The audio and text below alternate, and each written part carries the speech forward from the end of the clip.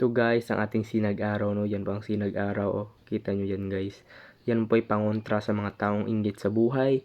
Pag chinichismisan ka, yan po ay pangontra, may sumbalik na dala. Kapag pinag-iingitan ka ng iyong katrabaho, iyong mga workmate, ay nako, may pangontra tayo dyan, no?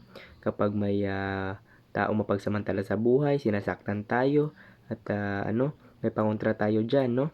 Ang ating mutya ng sinag-araw, nako, napakahiwaga nito guys. Kapag chinichismisan kayo ng mga taong may galit sa buhay mo, yan po ang ating pangontra, sinag-araw. Baka sakaling magustuhan nyo yan, ako, tawagan nyo kagad ako sa aking personal number, no?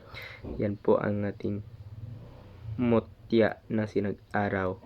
Baka sakaling magustuhan nyo yan, tawagan nyo kagad ako sa aking personal number sa 0994-7687-818. Yan po aking personal number guys. Yan po, no? At kapag sinabihan kayo ng hindi maganda ng iyong mga kapitbahay, yan po ay pangontra sa kanilang pinagsasabi, no? Yan po ang ating sinag-araw na taglay po. Ay babalik sa kanila, kanilang pinagsasabi sa iyo na hindi maganda. Ang ating sinag-araw ay napakahiwaga, napakatindi. Huwag niyong ismulin ito dahil ito ay napakahiwaga,